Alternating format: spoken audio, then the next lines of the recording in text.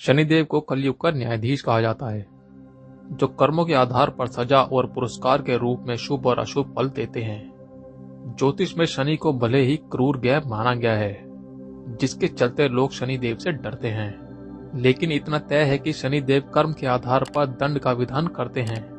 पर क्या आप जानते हैं कि शनिदेव की मूर्ति घर में क्यों नहीं रखी जाती और शनिदेव की दृष्टि अनिष्टकारी क्यों मानी जाती है?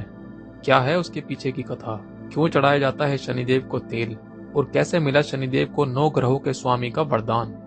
तो आइए जानते हैं कि शनिदेव की मूर्ति घर में क्यों नहीं रखी जाती। लोग अपने घरों में भगवान शिव, विष्णु जी, कृष्ण जी, हनुमान जी, माता दुर्गा आदि देवी देवताओं की मूर्तियां रखते हैं, परंतु कोई भी अपने घर में शनिदेव की प्रतिमा नहीं रखता। शनिदेव सूर्य के पुत्र हैं और अन्य देवी देवताओं की तरह उनका पूजन भी किया जाता है, लेकिन उनका पूजन केवल मंदिरों में ही किया जाता है। पौराणिक मान्यता है कि शनिदेव को श्राप मिला हुआ है कि वह जिस किसी को भी देखेंगे उसका अनिष्ट हो जाएगा। यही कारण है कि शनिदेव की दृष्टि से बचने के लिए घर में मूर्ति नहीं लगाई जाती। मंदिर में पूजा करते समय शनिदेव की दृष्टि की ओर नहीं देखा जाता है। कभी शनिदेव के सामने खड़े होकर या फिर उनकी आंखों में आंखें डालकर दर्शन एवं पूजा नहीं करनी चाहिए। जब भी पूजा करें तो आपकी आंखें या तो बंद हो या फिर शनिदेव के चरणों की तरफ देख रही हों। कहा जाता है कि शनिदेव की आंखों में आंखें डालकर देखने से शनिदेव की दृष्टि सीधे आप पर पड़ती है और आपकी कुंडली में उनकी दृष्टि है तो आप उनके कोप का शिकार हो जाएंगे। शनिदेव की पूजा करते वक्त तन कर नहीं खड़ा होना चाहिए। दूसरी खास बात, जब आप शनिदेव की पूजा करके वहां से हटें तो जिस अवस्था में खड़े हैं उसी अवस्था में पीछे की तरफ होते आएं। शनिदेव के मंदिर में उन्हें पीठ नहीं दिखानी चाहिए, इससे शनिदेव नाराज हो सकते हैं। शनिदेव का जन्म सौराष्ट्र के सिंगड़ापुर में माना गया है। सिंगड़ापुर में ज्येष्ठ माह की कृष्ण पक्ष की अमावस्या को शनिदेव का जन्म मनाया जाता है। शनिदेव का वाहन कौआ है। शनि सूर्य देव और छाया के पुत्र हैं। वह अत्यधिक क्रोधी स्वभाव के थे। सूर्य देव की पहली पत्नी संध्या सूर्य देव का तेज सहन नहीं कर पाती थी, इसलिए एक दिन वह अपने जैसा स्वरूप एक मूर्ति को देखकर तपस्या करने चली गई। वही मूर्ति शनि की माता छाया थी। जाते समय संध्या छाया को आदेश देकर गई कि यह बात सूर्य देव को पता नहीं चलनी चाहिए। संध्या और सूर्य देव के 2 बच्चे थे, यम और यमी। छाया उन दोनों बच्चों का पालन पोषण अपने बच्चे की तरह करने लगी।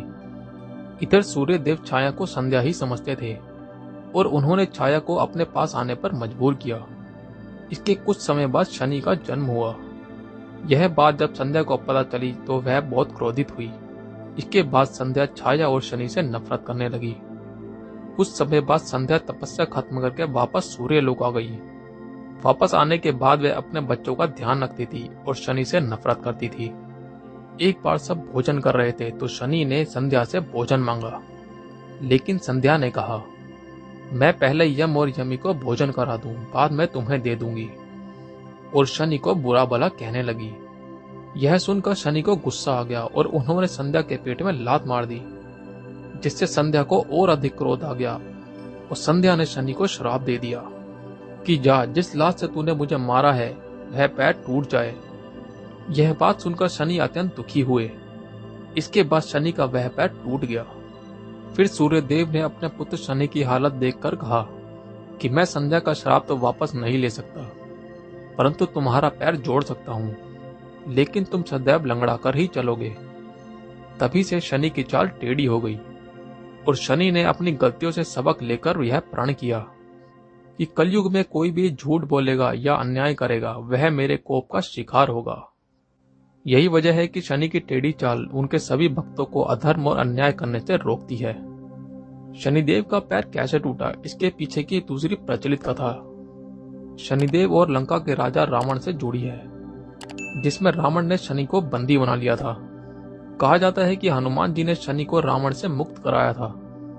इस कारण शनिदेव कभी भी हनुमान जी के भक्तों को परेशान नहीं करते। आइए जानते हैं शनिदेव और रावण की कथा के बारे में। रावण के पुत्र इंद्रजीत का जन्म होने वाला था। रावण की इच्छा थी कि उनके बेटे के समान पूरी सृष्टि में कोई ना हो।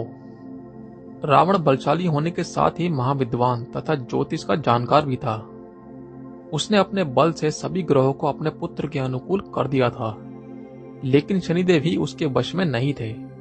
वह चाहता था कि सभी ग्रह उसके पुत्र के जन्म के समय अच्छी स्थिति में हों, ताकि इंद्रजीत महायोद्धा और दीर्घायु हो।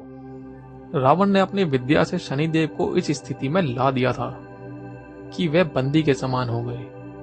लेकिन शनिदेव की दृष्टि से कौन बच सका है। इंद्रजीत के जन्म के समय शनिदेव ने अपनी दृष्टि टेढ़ी कर दी, जिसके कारण उसकी कुंडली में लक्ष्मण जी के हाथों वध होने का योग बन गया। यह बात जानकर रावण को गुस्सा आ गया। गुस्से में भरे रावण ने शनिदेव पर वार किया, जिससे उनका पैर टूट गया और वह लंगड़ाकर चलने लगे और उनकी चाल धीमी हो गई। और रावण ने अपने योग बल से शनिदेव को लंका में कैद कर लिया। त्रेता युग में जब मां सीता को राम के द्वारा भेजी गई अंगूठी देने के लिए हनुमान जी लंका आए, तो उन्होंने शनिदेव को एक बंधक के रूप में कैद हुए देखा। हनुमान जी उन्हें वहां देखकर हैरान हो गए और उनसे इसका कारण पूछा, और शनिदेव ने उन्हें बताया, मैं शनिदेव, रावण ने अपने योग के बल से मुझे कैद कर रखा है। शनिदेव ने हनुमान जी से तब उन्हें छुड़ाने का आग्रह किया।